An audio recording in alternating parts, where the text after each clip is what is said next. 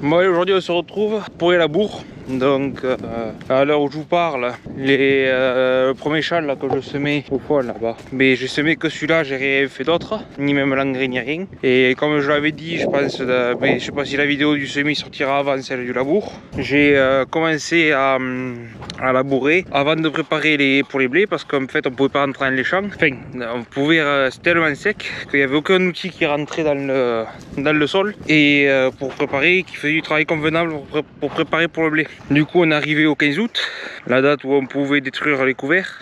Enfin, normalement c'est le premier ici avec les dérogations argile. On peut les détruire à partir du 1er août, du 1er octobre. Mais comme cette réglementation là, elle a changé il y a peu de temps là, il y a des trucs qui ont changé dedans. Donc je sais plus si on est toujours éligible ou pas. Donc il n'y avait pas le temps qui pressait, donc j'ai attendu le 15 octobre. De toute façon, ce qui pressait le plus c'était de préparer pour les blés, mais comme jamais il pleuvait, on pouvait pas commencer. Donc j'ai attendu le 15 octobre, on a broyé, au cul on a commencé à labourer, on a dit si ça se plante, et bien on continue. Sinon on arrêtera là et on attendra la pluie quoi. Donc finalement ça se plantait. Bon, ça nous faisait beaucoup de mottes, comme on peut voir, mais là bon, il y a plus entre temps. Là c'est les mottes voilà, qui vont se désagréger toutes seules. Donc on fait du 46, on voit la motte là. Là ici il y a une sacrée motte, bon celle-là elle restera quand même grosse motte jusque... On risque de venir la détruire avec un coup de pioche, un truc comme ça là pour la péter. Il n'y a que celle-là là, qu'on a vu qui est aussi grosse. Après dans l'ensemble, ouais, c'est ça quoi, comme motte.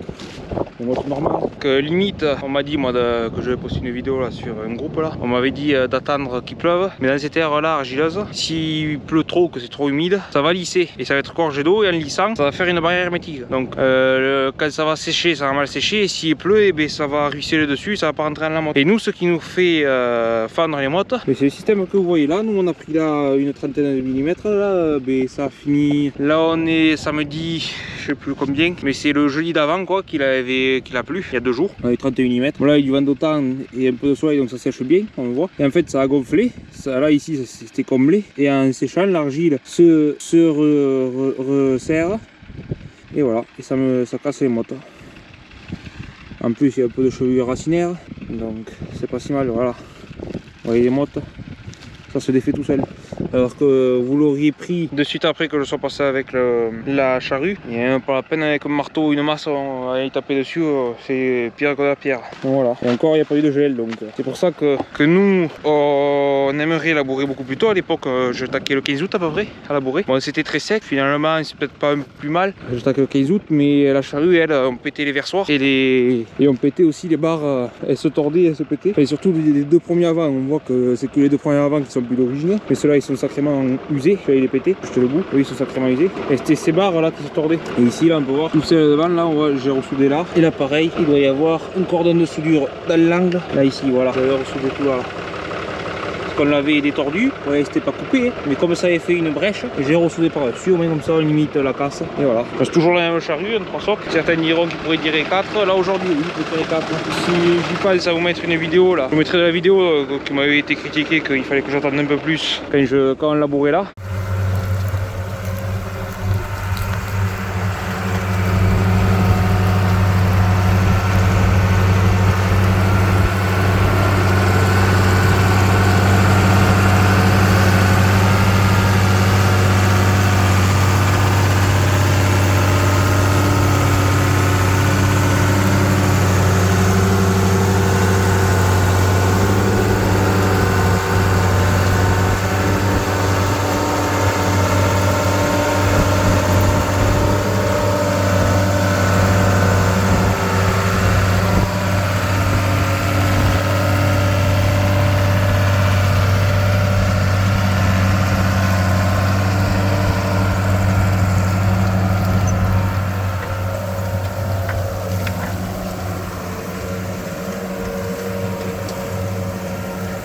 Et je vais vous mettre la vidéo de pourquoi on n'a que 3 socs. Là, dans le champ, un endroit, et bien sur place, le tracteur, il a fallu que je lève le relevage pour pouvoir avancer.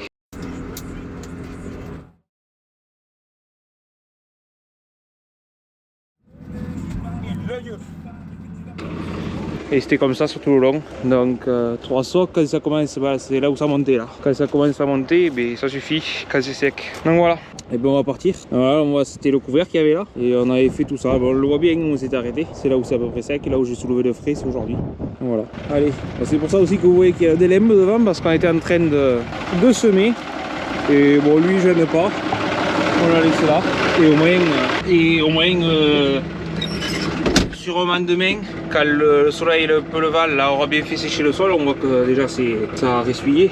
Mais en dessous c'est un peu trop humide. Quand le vent et tout ça aura fait ressuyer, ben, on ira épandre l'engrais de fond. Quand le vent se calmera déjà. Sinon j'aurais fait cet après-midi l'engrais de fond. Mais comme il y a du vent, ça sert à rien. Et j'ai pas l'engrais de fond et on rattaque à semer avant la pluie qui est réannoncée. Et un peu le lundi dans la fin de soirée. Et bon là je crois qu'il va faire que 1,8, je crois qu'il fait 1 mm 8. Donc ça va si le lendemain il fait un peu de soleil. Ça c'est pour lundi. Et puis après c'est vraiment jeudi encore prochain là qui arrive. Où il y a encore prévu pas mal de pluie. Donc voilà. Hop, ah, le frein est enlevé. Moi ici je suis sur le labour parce que vous voyez ça fait ça et comme ça se rattrape ici là, je la fais à la con et ça va aller très bien. Un quatrième. WC là.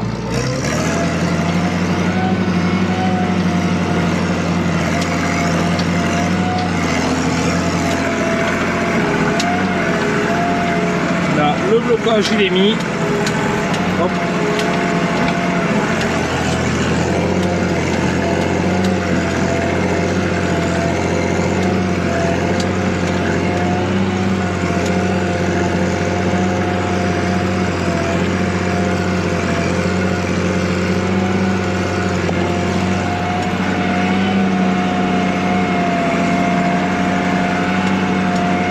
C'est pas les aigrettes qui nous accompagnent, c'est les corbeaux.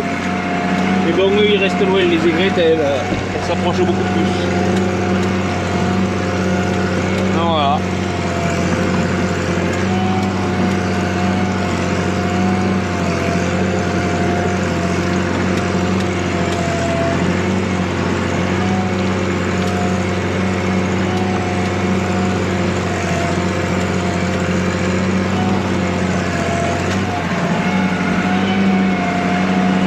J'ai de quoi vous filmer, le drone et l'autre caméra, les batteries et tout. Moins de quoi essayer de faire une vidéo.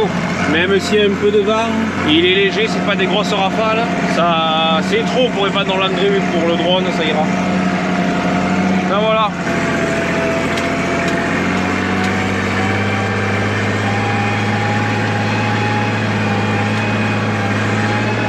Allez, je vous laisse avec la vidéo, je vous reprends s'il y a d'autres choses intéressantes à vous dire.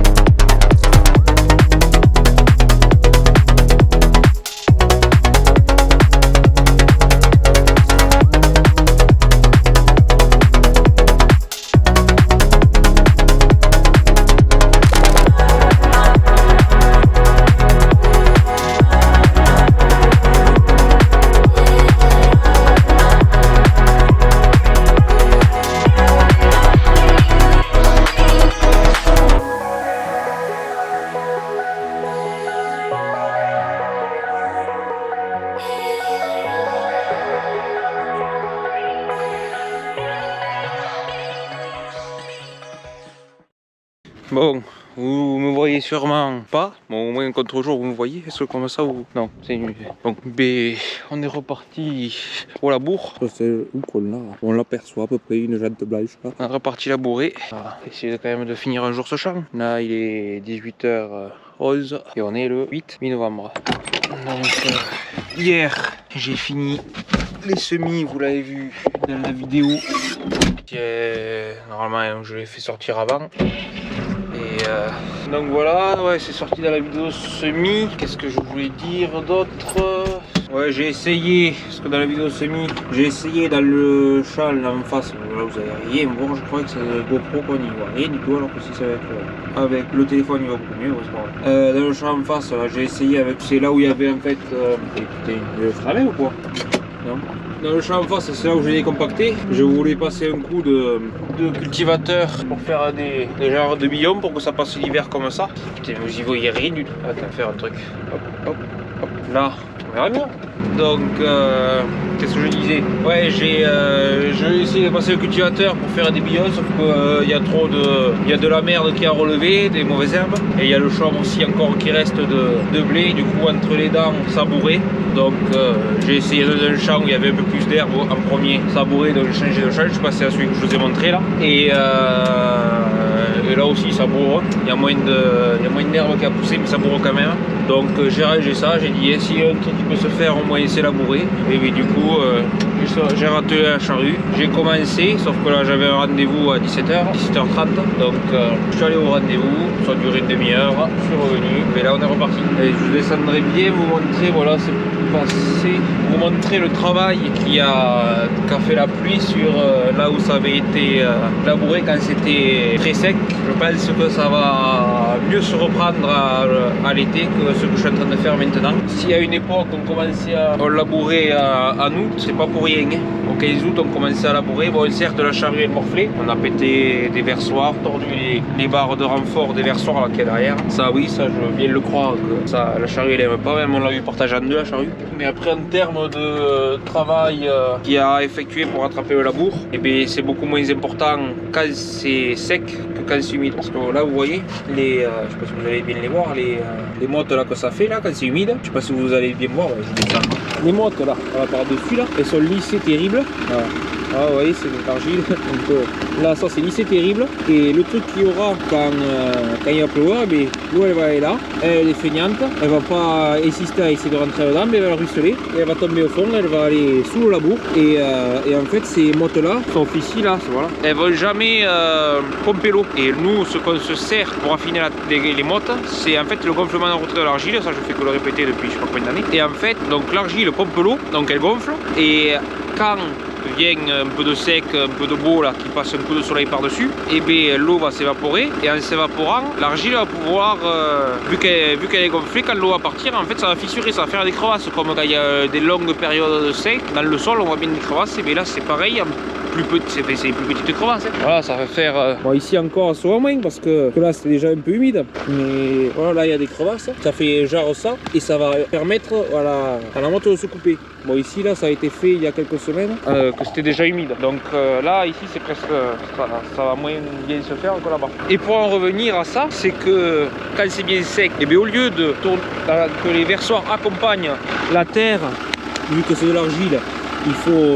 Elle va pas se détacher toute seule, il faut l'accompagner jusqu'au bout, à des endroits. Moi j'appelle ça on fait des tuiles quoi, c'est des plaques qu'on enlève. Et bien en fait, quand c'est sec, en fait le bloc se pète, et hop, il suit le versoir, il se tourne.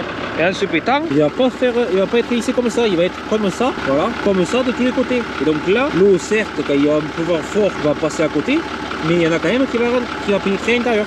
Et du coup, le phénomène de gonflement en retrait va être beaucoup plus performant dans les terres, là où ça a été labouré à sec, c'était sec, que là où c'était labouré quand c'était humide. Donc voilà pourquoi on laboure le plus tôt possible. Après, je dis pas que il y a deux extrêmes. Là quand j'ai quand même labouré, c'est pas un extrême parce que tant que la charrue rentre, c'est que ça peut se labourer. Bon, c'est ce qu'on dit chez nous, enfin, c'est ce que moi je dis en tout cas. Et après, quand c'est trop humide, ça sert à rien. Mais bon, là, c'est presque trop humide. Il y a la semaine dernière, je crois que c'était samedi, pas ce week-end passé, celui d'avant, que j'avais fait ça. Mais là, ça se faisait bien. Là, c'était nickel. Il avait fait une trentaine de millimètres. Et si j'avais pu finir le champ comme ça aurait été nickel. Là, c'est presque trop humide. En fait, je patine et du coup, ça me lisse sur le fond de la rue aussi. Bon, patine sans plus, sinon j'aurais arrêté. Bon, on va quand même se foutre à travailler un peu. À 4 h du matin, il est censé pleuvoir. J'aimerais bien. Ça serait bien d'avoir fini le champ. Et bon, ça, c'est une autre histoire. Non, ouais, je vous l'avais dit. Enfin, non, peut-être pas. Vous avez vu peut-être déjà les images que j'ai pu faire au drone. Il n'y en a pas eu beaucoup. C'est normal parce que je sais pas si vous allez le voir. Peut-être avec l'autre jour. Là-haut, là, vous voyez bien, il y a un arbre là. On voit le noir. Quand vous regardez, c'est à part la forêt qui est au fond, dans ce rôle-là, c'est le seul arbre qu'il y a. Vous devinez ce qui s'est passé. On parle de drone et d'arbre, mais constat est vite fait. J'ai aussi pris l'arbre avec le drone et en tombant, en fait, il y a un bras qui tient l'hélice à l'arrière là qui s'est pété au niveau de l'articulation pour des dépliage. Donc là, il est censé partir en réparation. Le transporteur vient le récupérer chez moi. Mais vendredi, là on est mercredi. Donc vendredi 10 novembre. Après quand c'est que je le récupérerai, je sais pas. Comme ça va me coûter non plus. J'avais entendu dire que quand même c'était pas trop cher. Mais bon, quand même, quand on sait que c'est un drone, bon, après ça part chez DJI, donc je sais pas, on verra bien. Donc voilà. Et là on y est. Dans l'arrêt. À labourer. Bon allez, je vous reprends quand il y a quelque chose de plus intéressant à vous dire. À la prochaine. Bon ouais, là je vous reprends, on est sur la fin, je suis en train de faire les bordures, il y a le fossé juste à côté là. Je fais le tour du champ complet vu qu'il y a des bordures à faire partout, au moins comme ça, ça fait un tour propre. Ah, on peut voir. Je sais pas si vous y verrez bien, comme tout à l'heure, encore pire.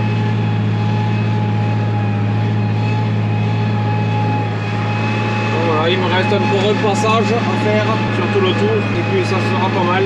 Là il est 23h30, à minuit si tout va bien, ça sera fini.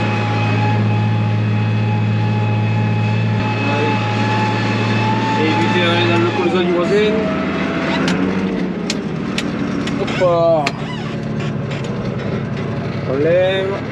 Avec ce flash que je me suis mis par la gueule, je vois pas où c'est qu'elle arrive si elle est là. Hop. Là, on recule. On fait ça là-bas, on pose.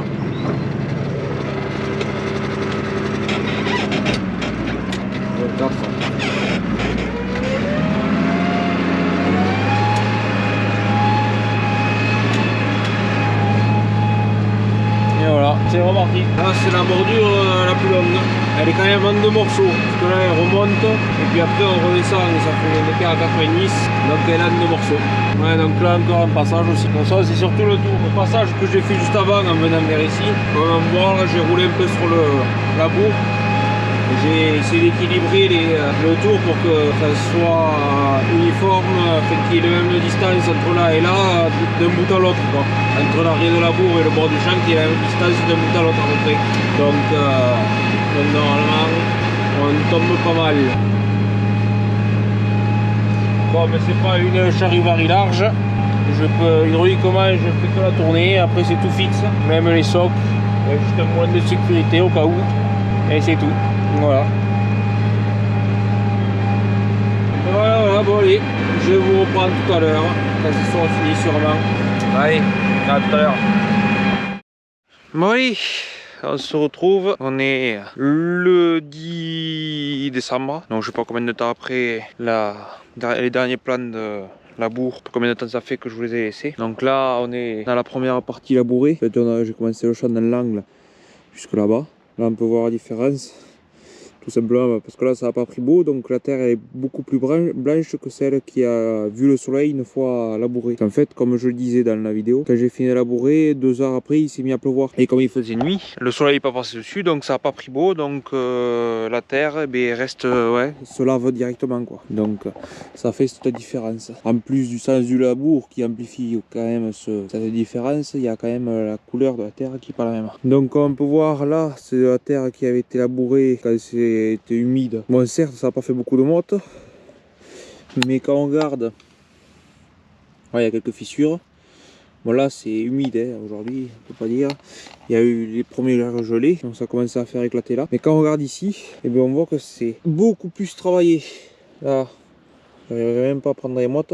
Vous voyez les mottes là, toutes les petites tous les petits morceaux là que ça fait.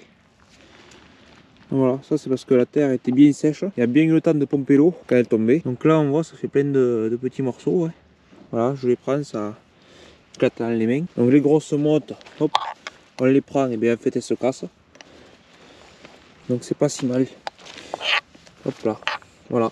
De suite ça fait des plus petites mottes. Donc de toute façon ici comme les champs qu'on voit blancs là en fait c'est on voit encore le chaume de tournesol, celui-là et celui-là bas dans le fond là. Ces champs là dès que ça sera praticable dans les champs, donc vers février sûrement par là, je passerai un coup de dans ceux-là un coup de vibro, là un coup de cover crop dans les deux pour vraiment enfouir toute la merde qui avait relevé là, bien coupé et voilà. Et puis après au cul de ça sûrement je passerai un coup de vibro sur le même là où ça a été déchaumé, ça va bien passer. Et peut-être que ça sera la seule préparation si quand même on en fera juste une avant de semer. Donc soit vibro, soit herse plate si tout va bien. Et si ça va pas bien se faire, et bien ça sera la méthode à l'ancienne, herse rotative vibro en combiné. Et bon ça on le verra au moment. Donc voilà. Donc là on est comme ça. Les bordures j'essaie de pas trop en laisser. Voilà finalement j'aurais pas dû faire les bordures comme ça parce que je tournais un coup dans un sens, un coup dans l'autre. Mais ce qui est chiant c'est que comme je faisais pas des demi-tours pour vraiment reprendre, il reste des grands morceaux là. Mais bon ça fera. Donc voilà, donc cette vidéo va toucher à sa fin. Donc si elle vous a plu n'hésitez pas à la liker. À laisser un commentaire si vous avez des questions. Et pour ne pas louper les prochaines, abonnez-vous. Allez, à la prochaine.